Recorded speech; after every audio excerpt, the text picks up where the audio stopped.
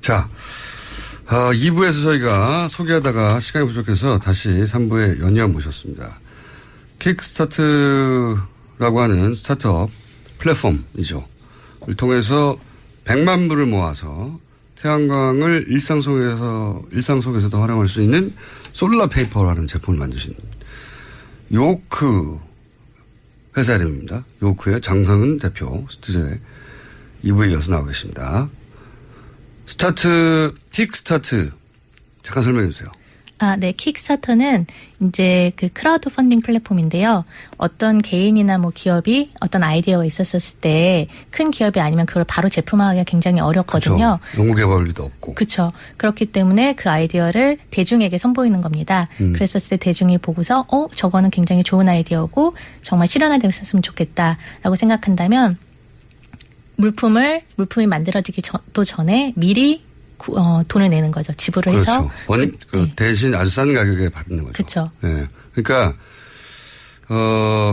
입도선매를 하는 겁니다. 네. 근데 입도선매의 가격 속에 그 물건이 아예 존재하지 않는 상태에서 완성품으로 만들어질 때까지의 개발비, 포장비 뭐 이렇게 다 들어가서 그 돈으로 예를 들어서 시중에서는 100원 할 것을 50원만 내고 그 50원으로 그 아이디어를 낸 사람은 물건을 개발해서 결국 그 사람한테 50원을 주고. 그렇죠. 일반한테는 나중에 100원에 팔겠죠. 그렇죠. 예. 그런 곳에서 아이디어를 올려서 100만 불을 펀딩했어요. 저도 킥스타트 가끔 들어가 보는데 재밌는 제품들이 많아서. 네. 물론 상업화에 성공하지 못하는 케이스도 많죠. 많죠. 예. 근데 100만 불이면 굉장히 큰 펀딩이거든요, 이거. 네. 그죠? 그렇습니다. 킥스타트, 사상 아주 탑에 들어가는 그렇죠. 네. 액수죠. 그러니까 외국에서 킥스타트가 미국 기업이니까 킥스타트 물론 미국 사람들만 쓰지 않습니다. 전 세계 사람들이 쓰는데 해외에서는 이게 화제를 모았다는 얘기죠. 그죠? 그렇죠. 이 제품을 만들고 혹시 뭐 외신과 인터뷰를 하거나 소개되거나 네. 많이 했어요? 네네. 뭐 CNBC 같은 데서는 생방송으로 또 저희 제품 소개하기도 했고요. 그 외에도 뭐 BBC 클릭이라든지 굉장히 많은 해외 그 외신에서 보도된 바 있습니다. 국내 라디오는 처음 나오죠? 처음입니다. 예. 왜냐하면 시작할 때 말씀하셨지만 우리나라에서 태양광이라고 하면 가장 작은 게 지붕 위에 설치하는 네. 대따 큰 태양광, 네. 가정용 전기를 대체한다든가 아니면 재생에너지로 발전소로 대체할 수 있는 모델 이런 것만 생각하지 그렇죠. 내 손바닥에 들어오는 제품을 생각하지는 않거든요. 네.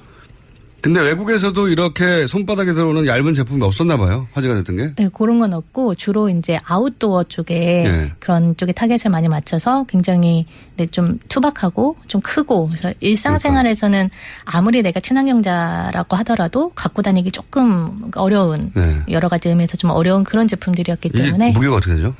그 패널 지금 들고 계시는 거 하나가 한 65g 정도 됩니다. 65g 아시겠죠? 엄청나게 얇아요. 얇고 이 제품의 특징은 손바닥 하나에 들어오는 이 패널을 서로 자석으로 딱딱딱 붙여서 모자라면 더 넓게 할 수 있다. 그렇죠. 이게 기본으로 들어있는 두 개로는 예를 들어서 휴대폰 충전이 얼마 만에 되는 겁니까? 맑은 날에는 저희가 그 집에서 충전할 때 2시간 정도 걸리거든요. 평소에 꽂아서. 그리고 똑같은 5W입니다. 그래서 맑은 날이면 2시간이면 충전할 수 있다라는 말이에요. 폰 하나를? 그렇죠. 물론 날이 밝아야 됩니다. 비용은 안 되는데 재생에너지라는 게 그런 거죠. 그쵸. 기본적으로. 그래서 실제로는 흔히 말하는 아웃도어, 예. 전기 콘센트가 없는 곳에 갈 때, 혹은 나는 태양광으로 전기를 쓰지 않고 태양광으로 내 전자제품들을 충전하겠다 하는 사람들이 많이 사는 거거든요. 그렇죠. 해외에서는 그래서 꽤 반응이 있다. 네, 그렇죠. 국내에서는 아직 많지는 않고 조금 많지는 않다. 이 솔라 페이퍼라고 불리는 제품. 네. 솔라는 아시다시피 태양광 페이퍼 종이 그만큼 얇다는 겁니다. 솔라 페이퍼라는 제품을 결국 왜 어떤 정신으로 만드는지 마지막으로 소개해 주시고 네. 인사를 하시죠. 네. 저희는 이제 이 태양광 에너지라고 하면 보통 사람들이 그냥 아까 말씀하셨던 것처럼 미래 에너지, 지붕에 올리는 에너지 뭐 이런 쪽으로 나중에 될 일. 예. 네, 그렇죠. 근데 당장 내가 쓸 거는 아닌 거 이런 식으로 생각하는 게 되게 많았거든요. 근데 저희는 그런 거를 태양광 에너지를 일상생활에서 누구나 쉽게. 왜냐하면 태양에너지라는 거는 지구 어디에나 다 있는 그런 네. 공짜 에너지잖아요. 네. 그런 것을 누구나 쉽게 쓸 수 무공해고. 있고 무공해고 그렇게 쓸 수 있게 만들기 위해서 이 제품을 만들게 되었습니다. 그러니까 이런 제품이 상징적으로 굉장히 중요한 것 같아요. 일상 중에 쉽게 가방에 넣어서 들고 다닐 수 있는 태양광 제품을 봐야 이게 내 생활 속에 충분히 들어올 수 있는 거구나. 네. 예. 아마 그 전에 뭐 이렇게 캠핑용 보셨던 분들은 나는 아웃도어에서 생활 안 하니까 상관없다고 생각하셨을 분들도 아마 솔라페이퍼 보시면 내가 갖고 다닐 수도 있겠다. 도시에서도 이렇게 생각이 드실 것 같습니다. 오늘 말씀 여기까지 듣겠고요. 네. 예. 대박이 나신 다음에 한 번 더 모셔보겠습니다. 알겠습니다. 굉장히 감사합니다. 인상적인 제품이었습니다. 지금까지 장성은 요크 대표였습니다. 감사합니다. 감사합니다.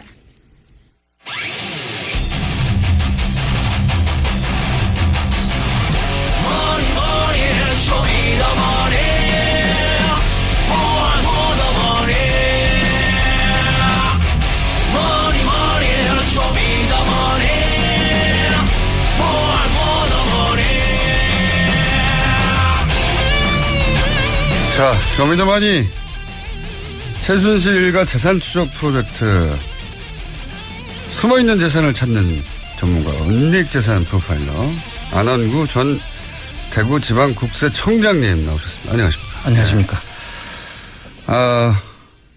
안민석 의원과 심지어는 안원구 원장님 청장님까지도 다 말할 수 없다. 스포트라이트를 봐라 했던데 어제 드디어 방송이 됐고 네. 이 방송에서 몇 번 언급해서 그런지 시청률이 굉장히 잘 나왔을 거라는 이야기가 바다합니다. 예, 안 그래도 그렇게 JTBC 쪽에서 네. 고맙다고 이야기를 합니다. 네. 엄청 얘기했거든요. 네. 어제 저는 근데 못 봤어요. 저희 PD님 봤는데 재밌었다고 하는데. 저도 사실 어제 제보자를 만나는 바람에 저도 사실 보지는 못했습니다. 실컷 얘기해놓고 네. 못 봤습니다. 근데 재밌었다고 하는 반응이 많고 이제 저희 방송을 쭉 들었던 분들은 사실 했던 얘기들이에요. 그것이 네. 이제 구체적으로 화면으로 보여지니까 그렇습니다. 더 이해가 쉬웠던 분들도 있었을 것이고 처음 보신 분들도 재밌었다고 그런 평은 제가 들었습니다. 네. 청장님도 당연히 등장을 허윤석이 했겠죠? 아마 그랬을 것으로 보입니다. 보입니다. 자, 저희가 쭉 시리즈로 하고 있습니다. 근데 오늘 가지고 오신 주제는 처음으로 돌아가 보자. 예. 이 돈이 도대체 어디서 났냐, 최초에. 지금은 이제 그 끝에 어떻게 숨겼냐를 찾고 네. 있잖아요. 근데 이 돈이 처음 어떻게 시작되었나로 돌아가 보자. 예. 이 주제를 들고 오셨어요. 예. 자, 최태민 씨가 박근혜 전 대통령을 만나기 전에는 아주 가난했다, 찢어지게. 이런 그렇습니다. 이야기는 뭐 의붓아들 조순재 씨로부터도 나왔고, 네. 여러 차례 여러 사람을 통해서 나왔던 얘기예요. 그러니까 돈이 하나도 없다가, 네. 예. 끼니를 걱정했다라고 했으니까요. 그렇죠.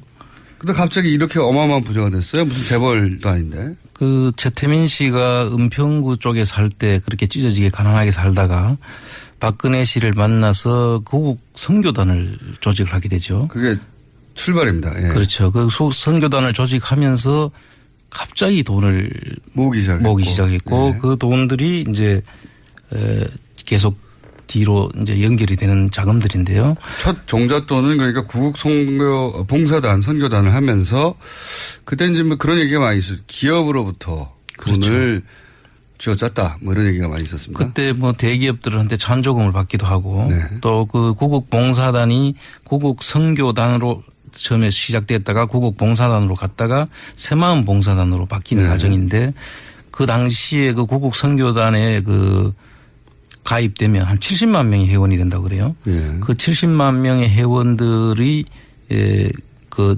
재벌들을 통해 가지고 그다음에 찬조금을 받고 예. 월 운영비도 거기서 예. 상당히 받았다는 70만 명을 운영할 정도였고. 예, 그렇죠. 그리고 박근혜 대통령의 딸 영애가 총재였기 때문에. 그렇습니다. 네. 이것은 박근혜 대통령의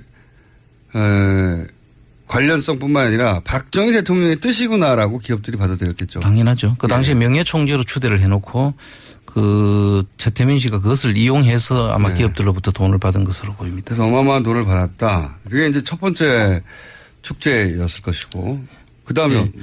그 다음에는 이제 박정희 그 대통령 서거 이후가 되는데요. 그때 갑자기 돈이 들어왔다고 그랬어요. 조순재 씨가. 그렇습니다. 그때가 이제 박정희 비자금으로 우리가 이제 통칭하면 이제 프레이저 보고서에 나와 있는 이야기하고 그다음에 청와대에 있던 지금 금고 2개. 그러니까 사라졌다고 했죠. 예. 그 금고 2개 중에 하나는 9억.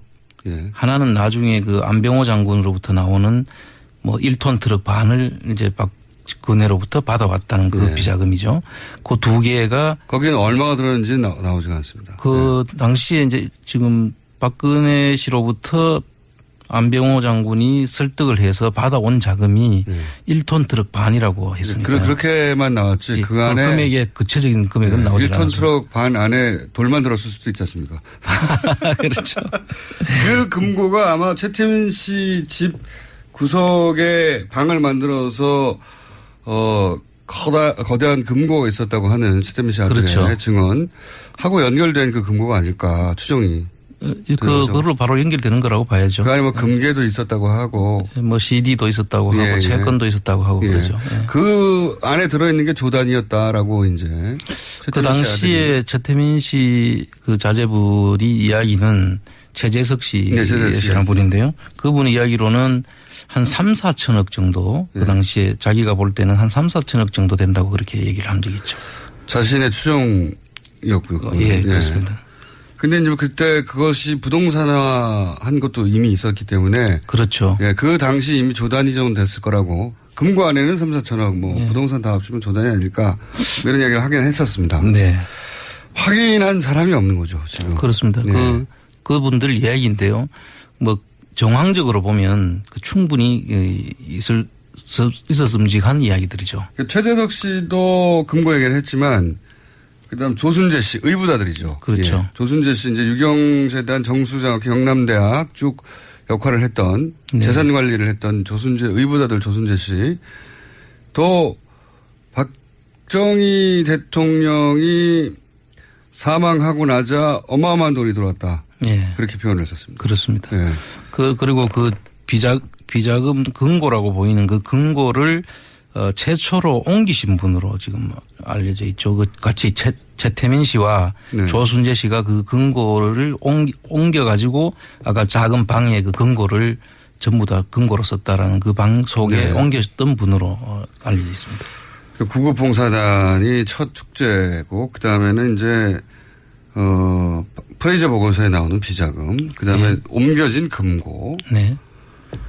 그런 다음에 그 이후로 사망 이후로 박근혜 전 대통령이 유경재단이나 정수학 영남대학을 통해서 또 현금화하거나 네. 빼돌렸다고 말하는 돈들도 있어요. 그렇죠. 예. 땅을 팔아가지고. 예. 그 영남대학 재단에 땅을 팔았다는 것하고 그다음에 뭐 입학 부정 비리를 통해 가지고 영남대학도 있었죠. 예, 예. 영남대학 부분도 있었고 그거는 크게 화제가 됐었던 당시에는. 예. 그렇습니다. 그리고 그 유경재단은 뭐 형제들 간에 분규가 일어나고 뭐 여러 가지 사건들이 계속 일어났죠. 유경재단의 땅만 조 단위의 가치가 있다 얘기도 합니다. 예, 지금 부동산만. 현재 그 부동산 가치가 조 단위가 넘는다고 하죠. 그거는 조 단위일 걸이 아니라 조 단위라고 평가받고 있습니다. 이미. 그렇죠. 예, 유경재단의 재산은. 영남대학에 이제 지금 방금 말씀하신 부정입학권은 당시에 억대를 받고 대학에 그냥 입학시켜 준 사건이죠. 그렇습니다. 학생들을. 80년대 영남대학에 있었고 그때 그렇게 해서 축제한 돈도 여기 일부가 되지 않았을까. 예, 그렇습니다. 그리고 또 있습니까? 이 종잣돈에. 이 자금 외에도 이제 그 월남 파병 용사들에 대한 그 전투수당 예. 또 유족 그 위로금 뭐 등등에 대한 부분에 대해서도 한 90%를 이제 그 띄놓고 10%만 지급했다는 지금 이야기가 있죠. 그건 어디서 나오는 이야기입니까? 그게 이제 이세호 장군이라고 그 당시에 파월 사령관 하신 분이 파월 사령관. 그 기자회견을 통해서 밝혔던. 아, 그렇습니까? 네. 언제 그런 기자를 하셨죠? 그 당시가 연도수는 제가 기억을 못 하겠는데요. 아마 그 기자회견을 하고 그 지금 현재 그 파병이 됐던 그 지금 아직 그분들이 살아 계시거든요. 예. 그분들의 진술도 지금 많이 나오고 있죠. 그때 이제 미국으로부터 미국의 그 브라운 각서라는 네. 것이 있는데요. 그 브라운 각서에 미국 군인들하고 똑같은 금액으로 전투수당을 지급하기로 했다는 것인데 그때 당시에 금액도 나와 있고요. 네. 그 월 500불이라는 걸로 당시 기준으로 500불인 건데 실제로 우리 군인들이 받았던 것은 50불 수준이었다 그런 이야기입니다. 그럼 450불이 어디로 갔냐. 다 군인 주라고 준 건데. 네. 라고 당시 파월 사령관이 이 돈 어디 갔냐고 기자회견을 했었다고요. 그렇습니다. 그분 어떻게 됐습니까 나중에. 지금도 아직도 계시는 걸로 알고 있습니다. 지금. 한번 만나보실 필요가 있을 것 같은데요. 그렇죠. 네. 프로파일러시니까. 그 이야기는 저도 얼핏 들었지만 이렇게 구체적으로는 처음 들었어요. 파월 사령관이 그런 얘기를 한 적이 있군요. 그 돈도 어딘가에 쓰였겠죠. 예. 어딘가에 모여있거나. 그렇습니다. 그래서 지금도 그분들 파월 군인들 그 모임이 있는데요. 그 모임에서 지금 이 자금을 찾기 위해서 그 단체를 만들어서 지금 이 특별법을 만들어서 찾아야 된다고 저희들한테 힘을 보태주고 있는 겁니다. 그분들도 내 450불 내놔라. 그렇죠. 450불이라고 하는 액수 때문이 아니라 생각해보면 자기는 목숨을 걸고 목숨을 걸고 갔는데 갔다가 다친 분도 많고요. 근데 그걸 빼먹었어. 이거지 않습니까? 그게 화가 나는 거죠. 그렇죠. 엄청나게 그분들만 화가 나는 것이 아니라 저희 국민들로서도 분노를 해야 되는 거죠. 당연합니다. 네. 이분들도 지금 그런 특별법이 만들어지면 이 450불에 지금 그 흔적을 찾아가지고 지금 돈은 지금 남아있을지 아니면 없어졌을지는 모르겠으나. 그건 상관없이 찾아야 어쨌든 그 사실에 대해서는 확인을 해야 되겠다는 것이 그분들의 입장이죠. 확인하고 싶으시겠죠. 자, 요게 이제 종잣돈의, 구분. 이런 돈이 아니었을까라고 추정하는데 오늘은 이 중에서 구국 봉사단을 좀 자세히 들어보겠다. 예. 그거죠? 예. 네, 그렇습니다. 자세히 들어가 보죠. 예. 구국 봉사단 재산이 어떻게 된 겁니까? 좀 구체적으로 말씀해 주시면. 구국 봉사단은 75년인가 시작됐죠? 네, 그렇습니다. 구국 봉사단이 이제 처음에 최태민 씨가 75년도에 대한구국 선교단으로 출발을 합니다. 그리고 명예총재로 당시에 그 영예였던 박근혜 씨를 총재로 추대를 하고요. 네네. 그다음에 그 구국 선교단, 구국 봉사단을 거쳐가지고 새마음 봉사단으로 이제 이 공조직이 되는 시점으로 그렇죠. 보입니다. 네. 구국 새마음 봉사단. 대통령이 빼게 되는 조직인 거죠. 그렇죠. 네. 그래서 그 속에 보면은 그 전번에 그 청문회 전국에서 이야기됐던 그 우병우 수석의 그 장모 김강자 씨라는 분이 있지 않습니까?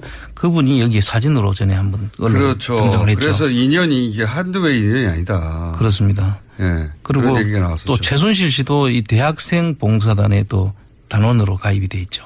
그리고 우병우 전 민정수석의 장인이 또 최태민 씨하고 친분이 상당히 436이라고 흔히 말하는 그런 관계였다. 그래서 매일 사무실에 놀러 왔다는 진술도 그때 나왔었습니다. 그렇습니다. 예. 어마어마하게 오래 올라가는 인연인데 우병우 민정수석은 나는 최순실 모른다고 하는 거죠. 예. 모른다고 나는 절대. 그렇게 알고 싶지 않았던 거 아닐까요? 알았는데 몰랐다고 해야 되는 상황이겠죠. 그렇게 봐야겠죠. 그러면은 구국봉사단은 당시에 돈을 어떻게 모았습니까? 그 당시에 이제 기록들을 보면요. 그 김정념 씨라고 그 당시 최장수 그 비서실장을 하신 분이 대통령 비서실장. 박정희 대통령의 비서실장. 대통령의 비서실장을 했던 분인데 이분이 낸 회고록에 보면은 그 기부금을 낸 업체들에 대해서는 특혜를 이제 부여하고 민원을 해결해 주는데. 똑같네요, 지금. 그렇습니다. 똑같죠. K 미르 재단하고 똑같네요. 그렇습니다. 돈 내라 그러면 특혜 줄게 이거. 그 박근혜 씨가 그 당시에 그 김정남 씨한테 부탁을 했다는 것이고 그걸 자기가 그 박 대통령한테 이야기를 했더니 그 문제가 있다고 해가지고 못하게 했다 뭐 그런 회고록이 지금 나와 있고요. 그다음에 그 실제로 그 지금 K 미르처럼 똑같이 이제 어떤 민원을 해결해 주는 조건에 그 자금을 찬조를 받고 운영비도 받고 뭐 이렇게 하는 그런 구성을 가지고 있습니다. 그때 그러니까 최순실 씨는 아버지가 했던 대로 한 거예요. 그렇습니다. 아버지의 성공 모델을 그대로 아버지의 비즈니스 모델이죠. 네. 그 당시에는 그 특별히 그 자기 창의적인 그런 방법은 생각을 못했던 것 같고 아버지가 창안한 방법을 아버지의 방법을 그대로 답습을 했는데 아버지가 박정희 대통령과 했던 방식을 딸이 박근혜 대통령과 한 거죠. 그렇습니다. 그때 노란 수첩이라고 이야기 나오지 않습니까? 그 노란 수첩 네. 그 당시에 그 최재석 씨 말에 의하면 네, 최재석 씨는 아들입니다. 아들 최태민 씨 아들의 그 노란 수첩에 이런 방법들을 맞습니다. 전부 다 정리 기록을 해놨다는 것 아닙니까? 노하우. 돈을 해먹는 노하우 거기 다 그렇습니다. 있었다고. 예. 예. 거기에 그런 말도 하셨죠. 거기에 노하우, 재벌로부터 돈을 뜯어내는 방법도 다 있었지만 그 돈을 어떻게 숨기느냐는 방법. 자금 세탁하는 방법까지 상세하게 적혀 있었다고 하고. 그래서 개인이 돈을 들고 가봐야 얼마 되겠냐 그거. 기업을 통해 세탁해야 된다. 기업은 해외에서 사업도 하고 투자하니까 기업 돈으로 나가면 어마어마하게 그냥 나갈 수 있다. 그 기법이 아버지 수첩에 적혀 있었다고. 그 부동산 그 물려주는 방법. 네. 그다음에 이제 기업을 통해 자금 세탁하는 방법. 뭐 등등 해서 여러 가지 다양한 수법들을 아마 전수를 했던 것이죠. 보물수첩이죠. 보물수첩. 봐야 됩니다. 예. 그 보물수첩이 어디 갔는지 최태민 씨, 최재석 씨가 최태민 씨한테 찾고 싶었으나 없었다. 네. 네, 없었고 아마도 그걸 보고 최순실 씨가 지금 이런 사업들 그러니까 뭐 돈을 해외로 빼돌린다든가 네. 아니면 K미르 재단 만든다든가 하는 것들을 다 구상한 게 아닐까 뭐 이렇게 추정을 했었죠 그때. 예. 그렇게 봐야죠. 개연성이 굉장히 높습니다. 네. 예. 그리고 그렇게 모은 돈은 누가 관리했습니까 그러면? 그 모은 돈을 이제 최태민 씨가 처음에 관리를 하다가 예. 그 최태민 씨 사망 이후에는 임선희 씨한테 잠깐 그 갔다가 부인, 예. 최순실 씨 모친. 부인으로 갔다가 그 딸 최순실 씨로 지금 내려오는 과정이고 지금 이제 다시 그게 정유라까지 가지 않았나. 예, 3대째로 가지 않았나. 지금 그렇게 보이고 있습니다. 조순재 씨가 그런 말도 했어요. 돈천지였다고. 예. 돈이 너무 많이 들어와가지고. 그 하여튼 뭐 박근혜를 그 명예총재로 앉혀놓고는 돈 천지였다 이런 녹취록이 있죠. 그러면서 그런 말도 했습니다.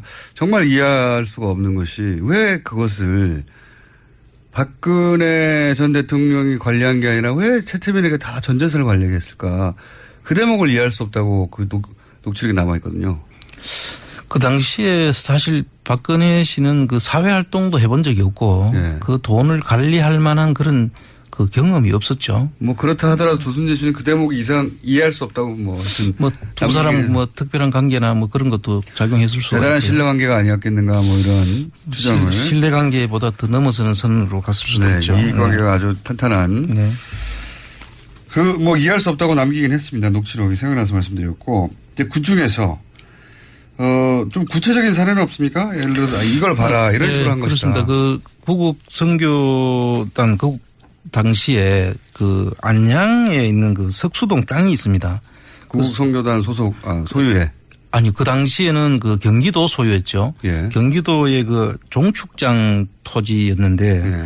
그 토지가 한 7만 평이 이르는데요. 네. 그 7만 평을 구국 선교단이 네.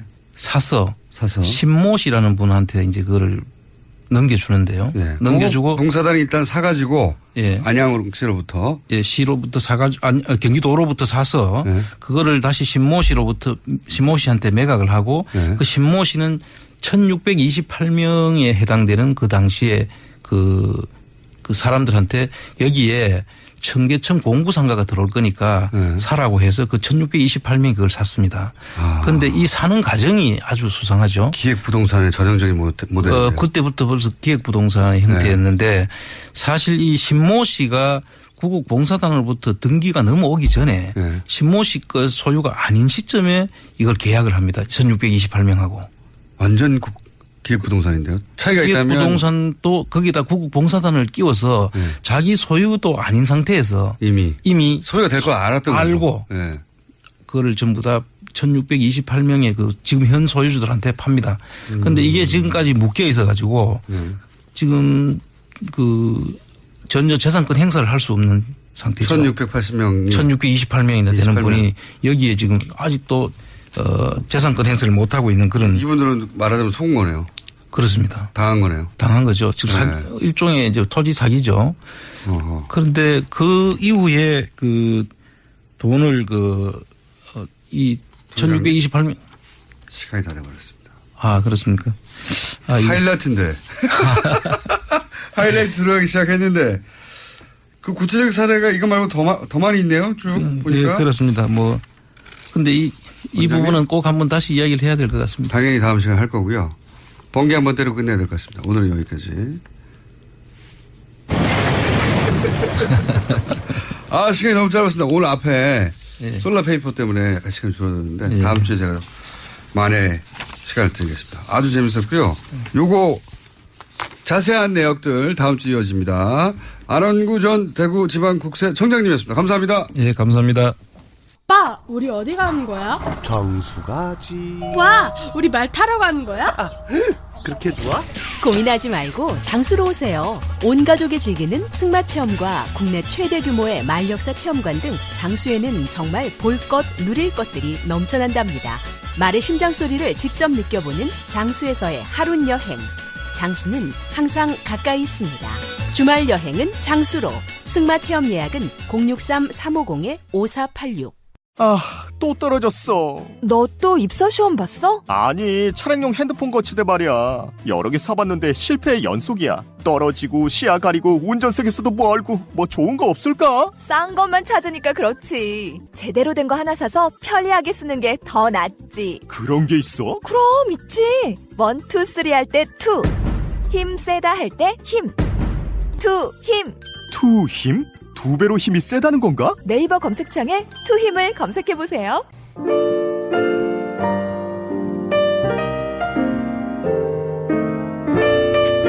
불친절한 AS. 요크 장성윤 대표 목소리는 송채경화 기자로 착각했네요. 그런가요? 예. 그런 문자가 껴왔습니다. 예산휴게소에 큰일을 보려고 들렸는데 스피커로 뉴스공장에 쩌렁쩌렁 들리네요. 예산휴게소 누가 드시는지 모르겠는데 앞으로 계속 틀어주세요. 공장장님 바람 새지 마세요. 그 뒷말이 웃깁니다. 너무 섹시하잖아요. 주말 특근 저희가 주말에도 한 주간에 방송 중에 핫한 부분을 골라서 주말 특근 저희 게스트들이 진행하는데 최근 라디오 청취율 조사에서 동시간대 압도적 1위를 했다고 합니다. 네. 뉴스공장 청취율 2자리 만들기 프로젝트 가동 중입니다. 온 집안의 라디오를 다 틀고 있어요. 한 사람은 한 번밖에 안 돼요. 여기까지 하겠습니다. 김어준의 뉴스공장. 자, 2부에서 저희가 소개하다가 시간이 부족해서 다시 3부에 연이어 모셨습니다. 킥스타트라고 하는 스타트업 플랫폼이죠. 을 통해서 100만 불을 모아서 태양광을 일상 속에서도 활용할 수 있는 솔라페이퍼라는 제품을 만드신 요크 회사 이름입니다. 요크의 장성은 대표 스튜디오에 2부에 이어서 나오고 계십니다. 킥스타트 잠깐 설명해 주세요. 네. 킥스타터는 이제 그 크라우드 펀딩 플랫폼인데요. 어떤 개인이나 뭐 기업이 어떤 아이디어가 있었을 때 큰 기업이 아니면 그걸 바로 제품화하기가 굉장히 어렵거든요. 그렇죠. 연구개발비도 없고. 그렇죠. 그렇기 때문에 그 아이디어를 대중에게 선보이는 겁니다. 그랬었을 때 대중이 보고서 저거는 굉장히 좋은 아이디어고 정말 실현화됐으면 좋겠다라고 생각한다면 물품이 만들어지기 전에 미리 돈을 내는 거죠. 지불을 해서. 그렇죠. 대신 아주 싼 가격에 받는 거죠. 그렇죠. 예. 그러니까 입도 선매를 하는 겁니다. 네. 근데 입도 선매의 가격 속에 그 물건이 아예 존재하지 않는 상태에서 완성품으로 만들어질 때까지의 개발비, 포장비 뭐 이렇게 다 들어가서 그 돈으로 예를 들어서 시중에서는 100원 할 것을 50원만 내고 그 50원으로 그 아이디어를 낸 사람은 물건을 개발해서 결국 그 사람한테 50원을 주고. 그렇죠. 일반한테는 나중에 100원에 팔겠죠. 그렇죠. 예.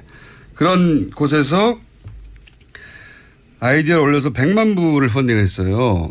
저도 킥스타트 가끔 들어가 보는데 재밌는 제품들이 많아서. 네. 물론 상업화에 성공하지 못한 케이스도 많죠. 많죠. 예. 근데 100만 불이면 굉장히 큰 펀딩이거든요, 이거. 네. 그죠? 그렇습니다. 킥스타트 사상 아주 탑에 들어가는 그쵸 네. 액수죠. 그러니까 외국에서 킥스타트가 미국 기업이니까 킥스타트 물론 미국 사람들만 쓰지 않습니다. 전 세계 사람들이 쓰는데 해외에서는 이게 화제를 모았다는 얘기죠. 그죠? 그렇죠. 이 제품을 만들고 혹시 뭐 외신과 인터뷰를 하거나 소개되거나 네. 많이 했어요? 네네. 뭐 CNBC 같은 데서는 생방송으로 또 저희 제품 소개하기도 했고요. 그 외에도 뭐 BBC 클릭이라든지 굉장히 많은 해외 그 외신에서 보도된 바 있습니다. 국내 라디오는 처음 나오죠. 처음입니다. 예. 왜냐하면 시작할 때 말씀하셨지만 우리나라에서 태양광이라고 하면 가장 작은 게 지붕 위에 설치하는 네. 대따 큰 태양광 네. 가정용 전기를 대체한다든가 아니면 재생에너지로 발전소로 대체할 수 있는 모델 이런 것만 생각하지 그렇죠. 내 손바닥에 들어오는 제품을 생각하지는 않거든요. 네. 근데 외국에서도 이렇게 손바닥에 들어오는 얇은 제품이 없었나 봐요. 화제가 됐던 게. 네, 그런 건 없고 주로 이제 아웃도어 쪽에 네. 그런 쪽에 타겟을 많이 맞춰서 굉장히 좀 투박하고 좀 크고 그래서 일상생활에서는 아무리 내가 친환경자라고 하더라도 갖고 다니기 조금 어려운 네. 여러 가지 의미에서 좀 어려운 그런 제품들이었기 이게 때문에 무게가 어떻게 되죠? 그 패널 지금 들고 계시는 거 하나가 한 65g 정도 됩니다. 65g 아시겠죠? 엄청나게 얇아요. 얇고 이 제품의 특징은 손바닥 하나에 들어오는 이 패널을 서로 자석으로 딱딱딱 붙여서 모자라면 더 넓게 할 수 있다. 그렇죠. 이게 기본으로 들어있는 두 개로는 예를 들어서 휴대폰 충전이 얼마 만에 되는 겁니까? 맑은 날에는 저희가 그 집에서 충전할 때 2시간 정도 걸리거든요. 예. 콘센트 꽂아서. 그리고 똑같은 5W입니다. 아, 맑은 날이면 2시간이면 충전할 수 있다라는 말. 폰 하나를 그렇죠. 물론 날이 밝아야 됩니다. 비용은 안 되는데 재생에너지라는 게 그런 거죠. 그쵸. 기본적으로. 그래서 실제로는 흔히 말하는 아웃도어 예. 전기 콘센트가 없는 곳에 갈 때 혹은 나는 태양광으로 전기를 쓰지 않고 태양광으로 내 전자제품들을 충전하겠다 하는 사람들이 많이 사는 거거든요. 그쵸. 해외에서는 그래서 꽤 반응이 있다. 네, 그렇죠. 국내에서는 아직 많지는 않고 조금. 많지는 않다. 이 솔라 페이퍼라고 불리는 제품. 네. 솔라는 아시다시피 태양광 페이퍼 종이 그만큼 얇다는 겁니다. 솔라 페이퍼라는 제품을 결국 왜 어떤 정신으로 만드는지 마지막으로 소개해 주시고 네. 인사를 하시죠. 네. 저희는 이제 이 태양광 에너지라고 하면 보통 사람들이 그냥 아까 말씀하셨던 것처럼 미래 에너지, 지붕에 올리는 에너지 뭐 이런 쪽으로 나중에 될 일. 예. 네, 그렇죠. 근데 당장 내가 쓸 거는 아닌 거 이런 식으로 생각하는 게 되게 많았거든요. 근데 저희는 그런 거를 태양광 에너지를 일상생활에서 누구나 쉽게 왜냐하면 태양 에너지라는 거는 지구 어디에나 다 있는 그런 예. 공짜 에너지잖아요. 그런 것을 누구나 쉽게 쓸 수 있고 무공해고 그렇게 쓸 수 있게 만들기 위해서 이 제품을 만들게 되었습니다. 그러니까 이런 제품이 상징적으로 굉장히 중요한 것 같아요. 일상 중에 쉽게 가방에 넣어서 들고 다닐 수 있는 태양광 제품을 봐야 이게 내 생활 속에 충분히 들어올 수 있는 거구나. 네. 예. 아마 그 전에 뭐 이렇게 캠핑용 보셨던 분들은 나는 아웃도어에서 생활 안 하니까 상관없다고 생각하셨을 분들도 아마 솔라페이퍼 보시면 내가 갖고 다닐 수도 있겠다. 도시에서도 이렇게 생각이 드실 것 같습니다.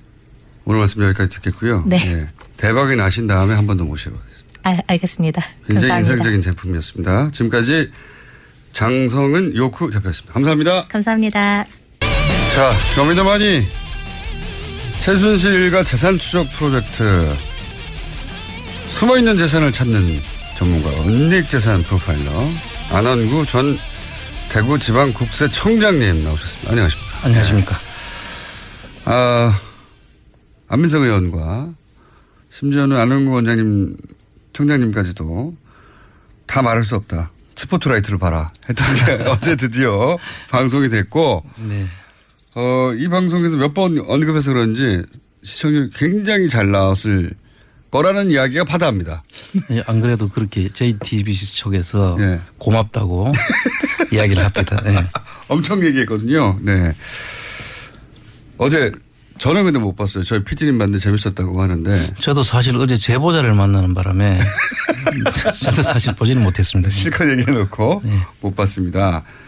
근데 재밌었다고 하는 반응이 많고 이제 저희 방송을 쭉 들었던 분들은 사실 했던 얘기들이에요. 그것이 예. 이제 구체적으로 화면으로 보여지니까 그렇습니다. 더 이해가 쉬웠던 분들도 있었을 것이고 처음 보신 분들도 재밌었다고 그런 평은 제가 들었습니다. 네. 청장님도 당연히 등장을 화면 속에 했겠죠? 아마 그랬을 것으로 보입니다. 보입니다. 자, 저희가 쭉 시리즈로 하고 있습니다. 근데 오늘 가지고 오신 주제는 처음으로 돌아가 보자. 예. 이 돈이 도대체 어디서 났냐, 최초에. 지금은 이제 그 끝에 어떻게 숨겼냐를 찾고 네. 있잖아요. 근데 이 돈이 처음 어떻게 시작되었나로 돌아가 보자. 예. 이 주제를 들고 오셨어요. 예. 자, 최태민 씨가 박근혜 전 대통령을 만나기 전에는 아주 가난했다, 찢어지게. 이런 그렇습니다. 이야기는 뭐 의붓아들 조순재 씨로부터도 나왔고, 네. 여러 차례 여러 사람을 통해서 나왔던 얘기예요. 그러니까 돈이 하나도 없다가, 네. 예. 끼니를 걱정했다라고 했으니까요. 그렇죠. 근데 갑자기 이렇게 어마어마한 부자가 됐어요. 무슨 재벌도 아닌데. 그 최태민 씨가 은평구 쪽에 살 때 그렇게 찢어지게 가난하게 살다가 박근혜 씨를 만나서 고국 선교단을 조직을 하게 되죠. 그게 출발입니다. 예. 그렇죠. 그 선교단을 조직하면서 갑자기 돈을 모으기 시작했고 예. 그 돈들이 이제 계속 뒤로 이제 연결이 되는 자금들인데요. 첫 종잣돈은 그러니까 구국 선교 봉사단 선교단을 하면서 그때 이제 뭐 그런 얘기가 많이 있었어요. 기업으로부터 돈을 쥐어짰다 뭐 이런 얘기가 많이 있었습니다. 그때 뭐 대기업들한테 찬조금을 받기도 하고 네. 또 그 구국 봉사단이 구국 선교단으로 처음에 시작됐다가 구국 봉사단으로 갔다가 새마음 봉사단으로 바뀌는 네. 과정인데 그 당시에 그 구국 선교단에 그 가입되면 한 70만 명이 회원이 된다고 그래요. 예. 그 70만 명의 회원들이 그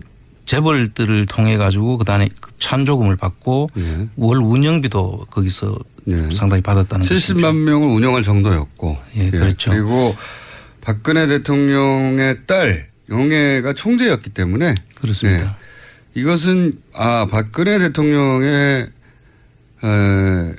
관련성뿐만 아니라 박정희 대통령의 뜻이구나라고 기업들이 받아들였겠죠. 당연하죠. 그 당시에 명예총재로 추대를 해놓고 그 최태민 씨가 그것을 이용해서 아마 네. 기업들로부터 돈을 받은 것으로 보입니다. 그래서 어마어마한 돈을 받았다. 그게 이제 첫 번째 축제였을 것이고 그다음에 네.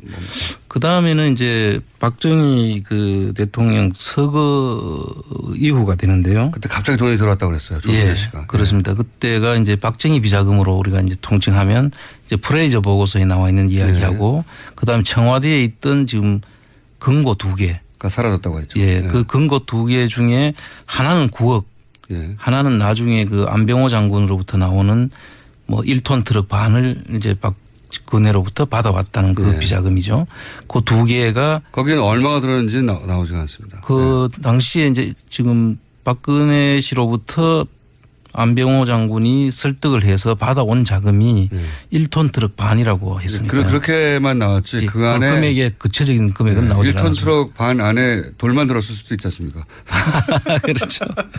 그 금고가 아마 최태민 씨 집 구석에 방을 만들어서 거대한 금고가 있었다고 하는 최태민 씨 아들의 그렇죠. 증언하고 연결된 그 금고가 아닐까 추정이. 그걸로 바로 연결되는 거라고 봐야죠. 그 안에 뭐 금괴도 있었다고 하고. 뭐 CD도 있었다고 예, 하고 예. 채권도 있었다고 하고 예. 그러죠. 예. 그 안에 들어있는 게 조단이었다라고 이제. 그 당시에 최태민 씨 그 자제분이 이야기는 최재석 네, 최재석 씨. 씨라는 분인데요. 그분 이야기로는 한 3, 4천억 정도 그 당시에 자기가 볼 때는 한 3, 4천억 정도 된다고 그렇게 얘기를 한 적이 있죠. 자신의 추정이었고요. 그거는. 예, 그렇습니다. 근데 이제 그때 그것이 부동산화한 것도 이미 있었기 때문에 그렇죠. 예, 그 당시 이미 조단이 정도 됐을 거라고 금고 안에는 3, 4천억 뭐 예. 부동산 다 합치면 조단이 아닐까 뭐 이런 이야기를 하긴 했었습니다. 네. 확인한 사람이 없는 거죠 지금. 그렇습니다. 네. 그분들 이야기인데요. 뭐 정황적으로 보면 충분히 있었음직한 이야기들이죠. 최재석 씨도 금고 얘기를 했지만 그다음 조순재 씨 의붓아들이죠. 그렇죠. 예. 조순재 씨 이제 유경재단 정수장학회 경남대학 쭉 역할을 했던 네. 재산 관리를 했던 조순재 의붓아들 조순재 씨 또 박정희 대통령이 사망하고 나자 어마어마한 돈이 들어왔다. 예. 그렇게 표현을 했었습니다. 그렇습니다. 예. 그리고 그 비자금 금고라고 보이는 그 금고를 최초로 옮기신 분으로 지금 알려져 있죠. 그 같이 최태민 씨와 네. 조순재 씨가 그 금고를 옮겨 가지고 아까 작은 방에 그 금고를 전부 다 금고로 썼다라는 그 방 속에 네. 옮겼던 분으로 알려져 있습니다. 그 구급봉사단이 첫 축제고 그다음에는 이제 프레이저 보고서에 나오는 비자금 그다음에 네. 옮겨진 금고 네. 그런 다음에 그 이후로 사망 이후로 박근혜 전 대통령이 유경재단이나 정수학회 영남대학을 통해서 또 현금화하거나 네. 빼돌렸다고 말하는 돈들도 있어요. 그렇죠. 예. 땅을 팔아가지고. 예. 그 영남대학 재단에 땅을 팔았다는 것하고 그다음에 뭐 입학 부정 비리를 통해 가지고 영남대학도 있었죠. 예, 예. 영남대학 부분도 있었고 그거는 크게 화제가 됐었던 당시에는. 예. 그렇습니다. 그리고 그 유경재단은 뭐 형제들 간에 분규가 일어나고 예. 뭐 여러 가지 사건들이 계속 일어났죠. 유경재단의 땅만 조 단위의 가치가 있다 이야기도 합니다. 예, 지금 부동산만. 현재 그 부동산 가치가 조 단위가 넘는다고 하죠. 그거는 조 단위일 걸이 아니라 조 단위라고 평가받고 있습니다. 이미. 그렇죠. 예, 유경재단 재산은. 영남대학에 이제 지금 방금 말씀하신 부정 입학권은 당시에 억대를 받고 대학에 그냥 입학시켜 준 사건이죠. 그렇습니다. 학생들을. 80년대 영남대학에 있었고 그때 그렇게 해서 축제한 돈도 여기 일부가 되지 않았을까. 예, 그렇습니다. 그리고 또 있습니까? 이 종잣돈에. 이 자금 외에도 이제 그 월남 파병 용사들에 대한 그 전투수당 예. 또 유족 그 위로금 뭐 등등에 대한 부분에 대해서도 한 90%를 이제 그 띄놓고 10%만 지급했다는 지금 이야기가 있죠. 그건 어디서 나오는 이야기입니까? 그게 이제 이세호 장군이라고 그 당시에 네. 파월 사령관 하신 분이 네, 파월 사령관. 그 기자회견을 통해서 밝혔던. 아, 그렇습니까? 네. 언제 그런 기장을 하셨죠? 그 당시가 연도수는 제가 기억을 못 하겠는데요. 아마 네. 그 기자회견을 하고 그 지금 현재 그 파병이 됐던 그 지금 아직 그분들이 살아 계시거든요. 예. 그분들의 진술도 지금 많이 나오고 있죠. 그때 이제 미국으로부터. 미국의 그 브라운 각서라는 네. 것이 있는데요. 그 브라운 각서에 미국 군인들하고 똑같은 금액으로 전투수당을 지급하기로 했다는 것인데 아하. 그때 당시에 금액도 나와 있고요. 네. 그 월 500불이라는 걸로 당시 기준으로. 500불인 건데 실제로 우리 군인들이 받았던 것은 50불 수준이었다 그런 이야기입니다. 그럼 450불이 어디로 갔냐. 다 그렇습니다. 본인 주라고 준 건데. 라고 당시 파월 사령관이 이 돈 어디 갔냐고 기자회견을 했었다고요. 그렇습니다. 그분 어떻게 됐습니까 나중에. 지금도 아직도 계시는 걸로 알고 있습니다. 지금. 한번 만나보실 필요가 있을 것 같은데요. 그렇죠. 프로파일러시니까. 그 이야기는 저도 얼핏 들었지만 이렇게 구체적으로는 처음 들었어요. 파월 사령관이 그런 얘기를 한 적이 있군요. 그 돈도 어딘가에 쓰였겠죠. 예. 어딘가에 모여있거나. 그렇습니다. 그래서 지금도 그분들 파월 군인들 그 모임이 있는데요. 그 모임에서 지금 이 자금을 찾기 위해서 그 단체를 만들어서 지금 이 특별법을 만들어서 찾아야 된다고 저희들한테 힘을 보태주고 있는 거예요. 그분들도 예. 내 450불 내놔라. 그렇죠. 450불이라고 하는 액수 때문이 아니라 생각해보면 자기는 목숨을 걸고 값이죠. 예, 네. 목숨을 걸고 갔는데 갔다가 다친 분도 많고요. 근데 그걸 빼먹었어. 이거지 않습니까? 그게 화가 나는 거죠. 그렇죠. 엄청나게 국민들 그분들만 화가 나는 것이 아니라 저희 국민들로서도 분노를 해야 되는 거죠. 당연합니다. 네. 이분들도 지금 그런 특별법이 만들어지면 이 450불에 지금 그 흔적을 찾아가지고 그 지금 돈은 지금 남아 있을지 아니면 없어졌을지는 모르겠으나 그건 상관없이 찾아야 어쨌든 그 사실에 대해서는 확인을 해야 되겠다는 것이 그분들의 입장이죠. 확인하고 싶으시겠죠. 자, 요게 이제 종잣돈의 그 구분 이런 돈이 아니었을까라고 추정하는데 오늘은 이 중에서 구국 봉사단을 좀 자세히 들어보겠다. 예. 예. 그거죠? 예. 네, 그렇습니다. 자세히 들어가 보죠. 예.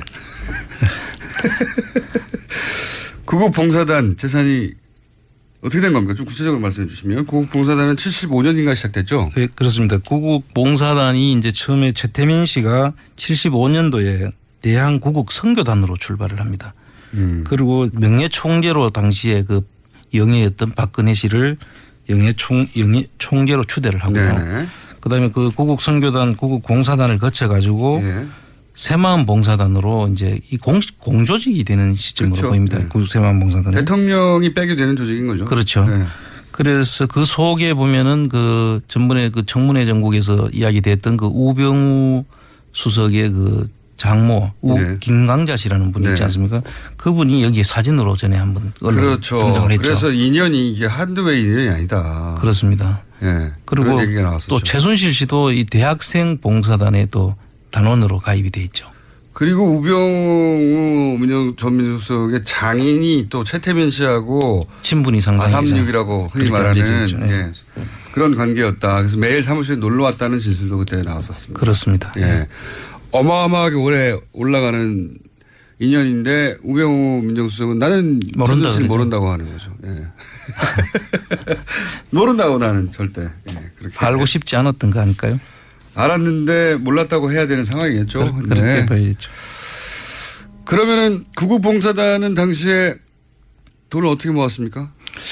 그 당시에 이제 기록들을 보면요. 그 김정념 씨라고 그 당시 최장수 그 비서실장을 하신 분이 대통령 비서실장. 박정희 대통령의 정권에서 비서실장. 대통령의 비서실장을 했던 분인데 이분이 낸 회고록에 보면은 그 기부금을 낸 업체들에 대해서는 특혜를 이제 부여하고 민원을 해결해 주는데 똑같네요 지금. 그렇습니다. 똑같죠. K 미르 재단하고 똑같네요. 그렇습니다. 돈 내라 그러면 특혜 줄게 이거. 그 박근혜 씨가 그 당시에 그 김정남 씨한테 부탁을 했다는 것이고 그걸 자기가 그 박 대통령한테 이야기를 했더니 그 문제가 있다고 해가지고 못하게 했다 뭐 그런 회고록이 지금 나와 있고요. 그다음에 그 실제로 그 지금 K 미르처럼 똑같이 이제 어떤 민원을 해결해 주는 조건에 그 자금을 찬조를 받고 운영비도 받고 뭐 이렇게 하는 그런 구성을 가지고 있습니다. 그때 그러니까 최순실 씨는 아버지가 했던 대로 한 거예요. 그렇습니다. 아버지의 성공 모델을 그대로. 아버지의 비즈니스 모델이죠. 네. 그 당시에는 그 특별히 그 자기 창의적인 그런 방법은 생각을 못했던 것 같고 아버지가 창안한 방법을 아버지의 방법을 그대로 답습을 했는데 아버지가 박정희 대통령과 했던 방식을 딸이 박근혜 대통령과 한 거죠. 그렇습니다. 그때 노란 수첩이라고 이야기 나오지 않습니까? 그 노란 수첩 네. 그 당시에 그 최재석 씨 말에 의하면 네, 최재석 씨는 아들입니다. 최태민 씨 아들의 그 노란 수첩에 이런 방법들을 맞습니다. 전부 다 정밀 기록을 해놨다는 것 아닙니까? 노하우. 돈을 해먹는 노하우 거기 그렇습니다. 다 있었다고. 예. 예. 거기에 그런 말도 하셨죠. 거기에 노하우 재벌로부터 돈을 뜯어내는 방법도 다 있었지만 그 돈을 어떻게 숨기느냐는 방법. 자금 세탁하는 방법까지 상세하게 적혀 있었다고 하고. 그래서 개인이 돈을 들고 가봐야 얼마 되겠냐 그거. 기업을 통해 세탁해야 된다. 기업은 해외에서 사업도 하고 투자하니까 기업 돈도 나가면 어마어마하게 그냥 나갈 수 있다. 그 기법이 아버지 수첩에 적혀 있었다고. 그 부동산 그 물려주는 방법. 네. 그다음에 이제 기업을 통해 자금 세탁하는 방법. 뭐 등등 해서 여러 가지 다양한 수법들을 아마 전수를 했던 것이. 보물수첩이죠. 보물수첩. 그렇죠. 봐야 됩니다. 예. 그 보물수첩이 어디 갔는지 최재석 씨가 최태민 씨 아들이 찾고 싶었으나 없었다. 네. 예, 없었고 아마도 그걸 보고 최순실 씨가 지금 이런 사업들 그러니까 뭐 돈을 해외로 빼돌린다든가 네. 아니면 K 미르 재단 만든다든가 하는 것들을 다 구상한 게 아닐까 뭐 이렇게 추정을 했었죠 그때. 예, 그렇게 봐야죠. 가능성이 굉장히 높습니다. 네. 예. 그리고 그렇게 모은 돈은 누가 관리했습니까 그러면?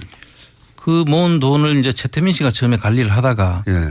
그 최태민 씨 사망 이후에는 임선희 씨한테 잠깐 그 갔다가 부인 예. 최순실 씨 모친 부인으로 갔다가 그 딸 최순실 씨로 지금 내려오는 과정이고 지금 이제 다시 그게 정유라까지 가지 3대, 않았나. 예, 3대째로 가지 않았나. 지금 그렇게 보이고 있습니다. 조순재 씨가 그런 말도 했어요. 돈천지였다고. 예. 돈이 너무 많이 들어와가지고. 그 하여튼 뭐 박근혜를 그 명예총재로 앉혀놓고는 돈 천지였다 이런 녹취록이 있죠. 그러면서 그런 말 됐습니다. 정말 이해할 수가 없는 것이 왜 그것을 박근혜 전 대통령이 관리한 게 아니라 왜 최태민에게 다 전 재산을 관리하게 했을까. 그 대목을 이해할 수 없다고 그 녹취록이 남아있거든요. 그 당시에 사실 박근혜 씨는 그 사회활동도 해본 적이 없고 예. 그 돈을 관리할 만한 그런 그 경험이 없었죠. 뭐 그렇다 하더라도 조순재 씨는 그 대목이 이해할 수 없다고 뭐 하여튼 뭐 두 사람 뭐 특별한 관계나 뭐 그런 것도 작용했을 수가 대단한 있고요. 신뢰 관계가 아니었겠는가 뭐 이런 추정을. 신뢰 관계보다 더 넘어서는 선으로 갔을 수도 네, 있죠. 이익 관계가 아주 탄탄한. 네.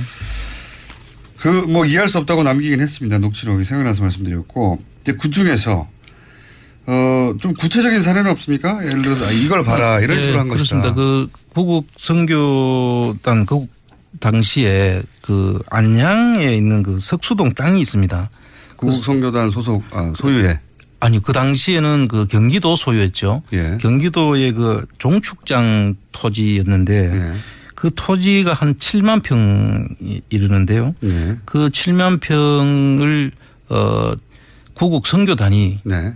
사서 사서. 신모 씨라는 분한테 이제 그거를 넘겨주는데요. 예. 넘겨주고 봉사단이 일단 사가지고 예. 안양시로부터 예, 시로부터 경기도로부터 사서 예. 그거를 다시 신모 씨한테 매각을 하고 예. 그 신모 씨는 1628명에 해당되는 그 당시에 그 사람들한테 여기에 청계천 공구상가가 들어올 거니까 네. 사라고 해서 그 1628명이 그걸 샀습니다.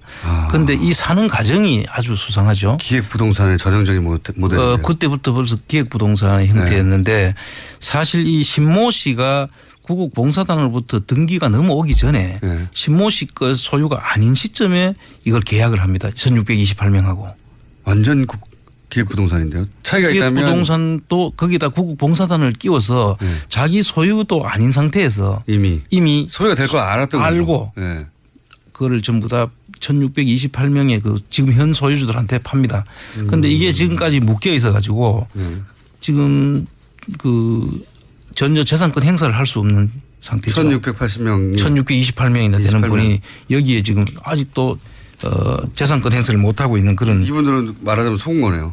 그렇습니다. 당한 거네요. 당한 거죠. 지금 네. 일종의 이제 토지 사기죠. 그런데 그 이후에 그 돈을 이 1628명. 시간이 다 돼버렸습니다. 아, 그렇습니까? 하이라이트인데. 하이라이트 들어가기 시작했는데 그 구체적 사례가 이거 말고 더 많이 있네요. 쭉 보니까. 예, 그렇습니다. 뭐 근데 이 부분은 꼭 한번 다시 이야기를 해야 될 것 같습니다. 당연히 다음 시간에 할 거고요. 번개 한번 때리고 끝내야 될 것 같습니다. 오늘은 여기까지. 시간이 너무 짧았습니다. 오늘 앞에 예. 솔라페이퍼 때문에 약간 시간이 줄어들었는데 예. 다음 주에 제가 만에 시간을 드리겠습니다. 아주 재밌었고요. 요거 자세한 내역들 다음 주에 이어집니다. 안원구 전 대구지방국세청장님이었습니다. 감사합니다. 예, 감사합니다. 불친절한 AS.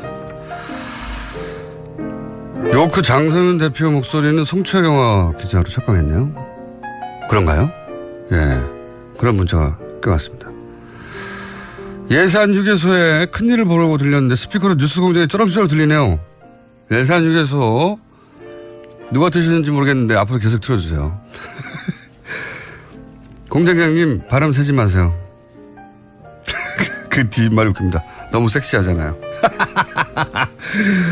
주말 특근 저희가 주말에도 한 주간에 방송 중에 핫한 부분을 골라서 주말 특근 저희 게스트들이 진행하는데 최근 라디오 청취율 조사에서 동시간대 압도적 1위를 했다고 합니다. 네. 뉴스공장 청취율 2자리 만들기 프로젝트 가동 중입니다. 온 집안의 라디오를 다 틀고 있어요. 한 사람은 한 번밖에 안 돼요. 여기까지 하겠습니다.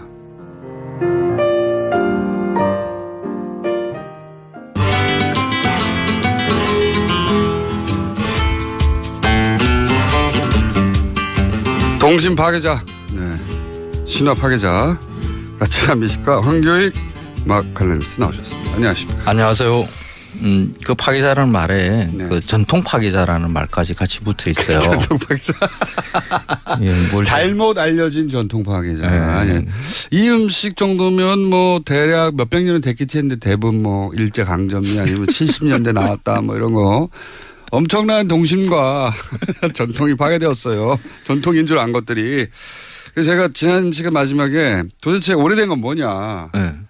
진짜 오래된 거. 진짜 오래된 거. 그때 미숫가루라고 하고 딱 방송이 끝났습니다. 그래서 진짜 오래된 거 한번 해봅시다. 했는데 미숫가루가 얼마나 오래된 겁니까 이게? 당군 할아버지가 먹었을 음식으로 저는 미숫가루를 꼽아요. 미숫가루가. 끼니로 먹었던 음식. 당군 정도로 올라간다. 네, 그 정도까지 올라가요. 그러니까 한반도에 정착한 이래로 쭉 먹어왔던. 그렇죠. 그 여름 되면 우리 이렇게 미숫가루. 요즘 잘 안 드시는 것 같은데. 옛날에 우리 그 미숫가루 참 많이 먹었잖아요. 저도 그렇죠? 어릴 때는 여름 음료수 하면 미숫가루를 푼 다음에 얼음을 띄워가지고 얼음 띄워서, 그죠. 마시는 거 그거였거든요. 좀 이거 뻑뻑하게 해가지고 네. 먹으면 이렇게 걸쭉하게. 끼니도 되잖아요. 함께. 반 정도는 끼니가 됩니다. 네. 그래서 그런 식으로 예전에 먹었을 것이다라고 이렇게 추정을 할 수 있어요. 뭐 기록에도 있습니까 이런 거? 기록은 없어요.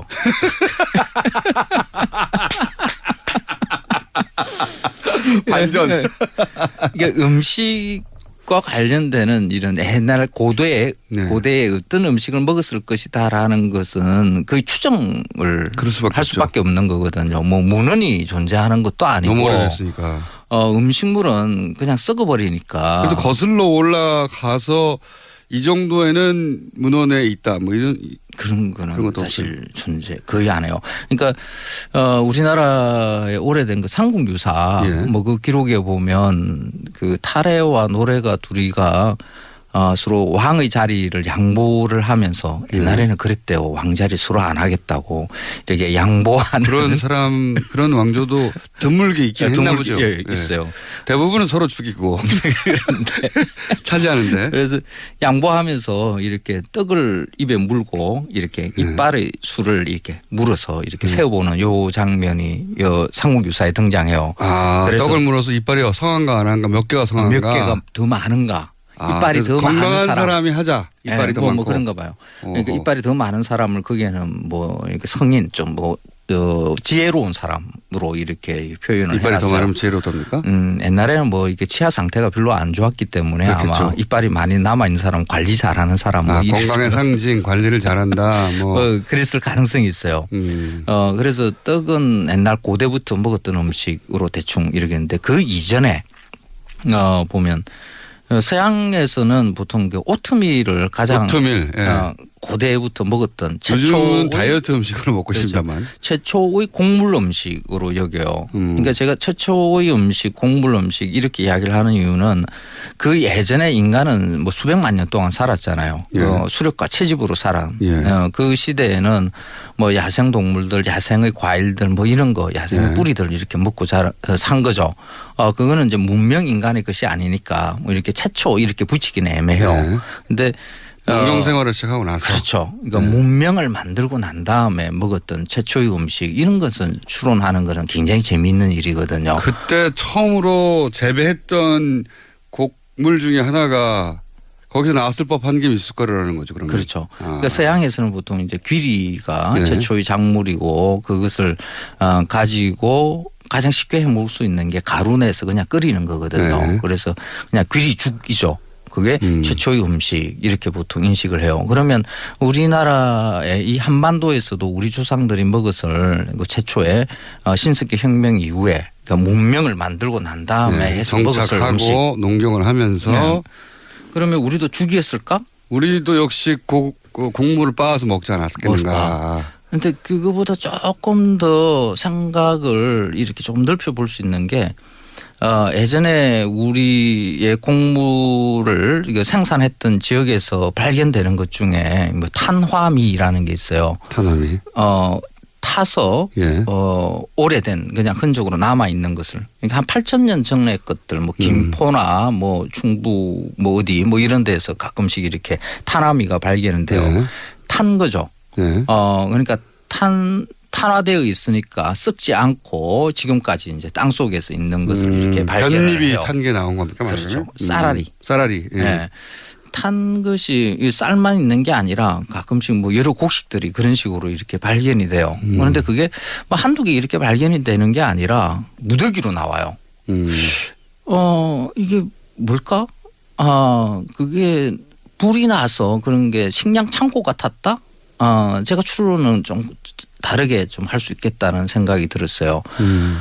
쌀이나 뭐 보리나 우리가 최초로 우리 땅에서 생산됐던 곡물들 이런 것의 그 껍데기를 벗기는 방법이 뭐 요즘에는 뭐 정미소 가면 다라라 기계로 다 벗기지만 그렇죠. 그러니까 그 껍질은 말랐을 테니까 그걸 태우면 안에서 알갱이가 나오니 그렇지. 태워서 맞아. 껍데기를 제거했을 것이다. 우리 보리 서리 한다 그러죠. 보리 이렇게. 그러면 태웠으면 딱딱해졌을 테니까 그 다음에 빻았을 것이다.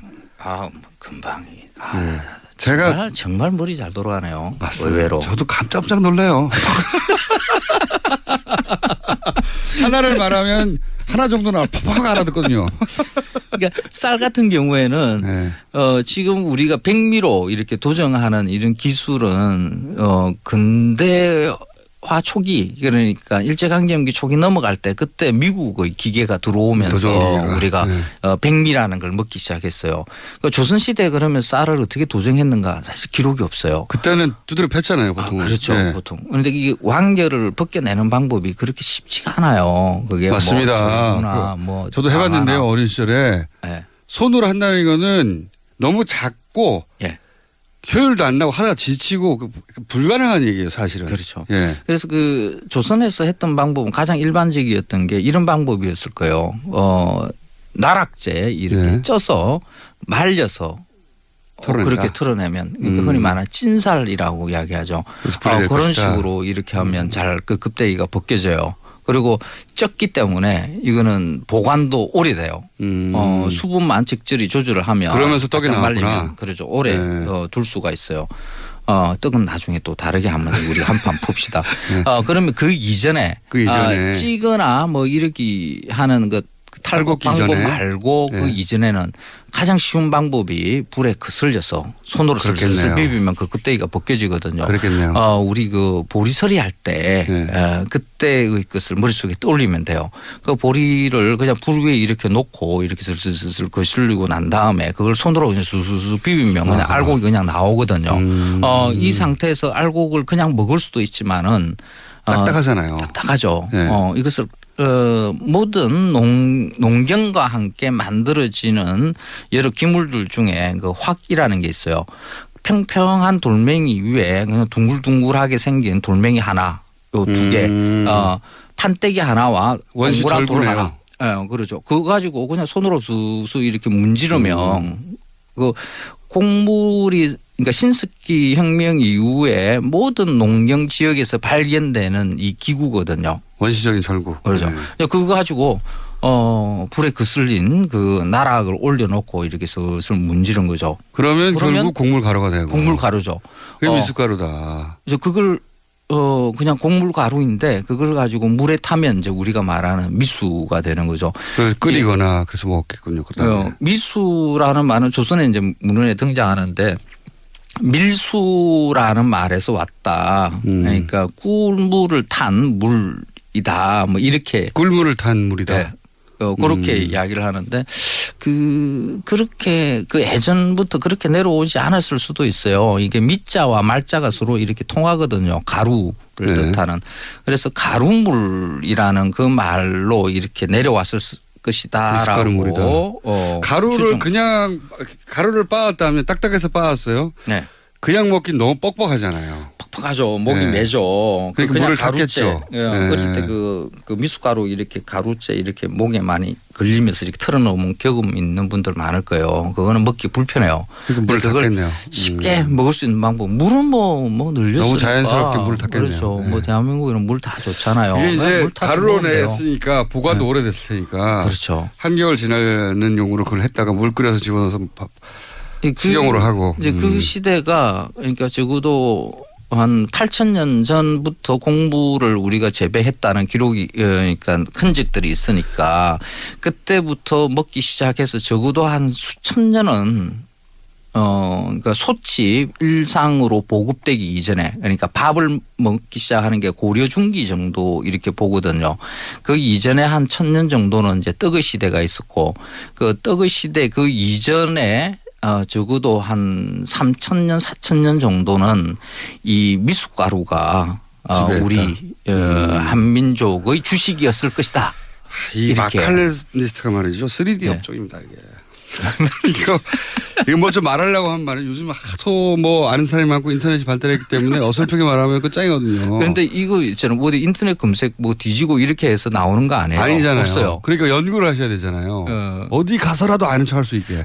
그러니까 우리는 서양 음식에 대한 역사들을 책으로 공부를 참 많이 해요. 그래서 서양의 최초의 음식이 오트밀이다 이런 것들 그런 것은 이렇게 배워요. 그래서 그걸 머릿속에 관념으로 쥐고 있는 거죠. 인류 최초의 음식이 오트밀인 것처럼 그렇게 머릿속에 넣거든요. 이런 방식은 좋지 않죠. 우리 땅에서도 오래전부터 당연히 사람이 살아왔으니까. 구석기 시대부터 우리는 인간이 살았으니까. 오트밀 이전에 미숫가루가 있었다. 그렇죠. 우리의 삶을 기반으로 그 음식에 대한 생각들 이런 것이 그게 더 중요하다고 저는 봐요. 그러니까 제 말은 뭐냐면 네. 이 맛칼레님 살려면 이런 것까지 공부해야 된다는 겁니다. 이게 어디 책에 나온 것도 아니고 막 재밌잖아요. 연구하고 그다음 미숫가루는 언제 어떻게 나왔을까 문헌을 찾아보고 추정하고 고고학자가 할 일인데 그거 한 다음에 어디 가서 물어보면 답해야 하고 왜냐하면 음식에 관한 모든 것을 물어보니까요. 네. 다 알 것처럼. 그렇죠. 고생 많으십니다. 아유, 재밌잖아요.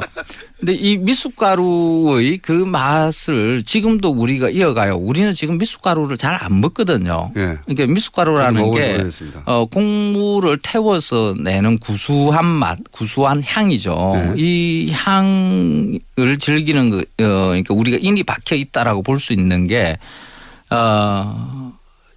곡물 음료들을 보면 누룽지 향 이렇게 해가지고 보통 많이 가미돼 있어요. 네. 우리가 마시는 음료들 중에 한국인 특유의 음료 중에 하나가 이 곡물차들이거든요. 그게 누룽지 향이 뭐냐 그러면 곡물이 솥바닥에 타면서 내는 그렇죠. 그 구수한 냄새거든요. 네. 이건 미숫가루 향이에요. 그래서 이런 곡물차들이 우리나라의 음료 시장의 큰 부분을 차지하는 이유가 우리는 그 냄새 그대로부터 이 냄새에 익숙해져 있는 것이다. 그 말씀을 듣다 보니까 제가 보기에는 술이 거기서 나왔을 것 같아요. 우리 전통주들이 이게 미숫가루 사가지고 넣어놨는데 발효가 된 거야. 근데 아까워가지고 마셨더니 이거 좋아. 막걸리. 그러니까. 충분히 가능해요. 그런 추론 가능합니다. 이게 그 막걸리라는 게 복발효라서 좀 이게 복잡한 과정. 이거는 발견이 아니라 발명이라고 보통 이야기를 하는데 거기에서 이제 누군가가 첫 번째가 제가 보기에는 미숫가루가 나중에 먹으려고 아껴뒀는데 이게 발효가 돼가지고 아까워서 먹었는데 죽기는커녕 기분이 좋고 달달해가지고 일부러 오늘 여기까지 하겠습니다. 자, 고맙습니다. 황교익 씨였습니다. 감사합니다. 네, 고맙습니다. 김어준이었습니다. 월요일 뵙겠습니다. 안녕.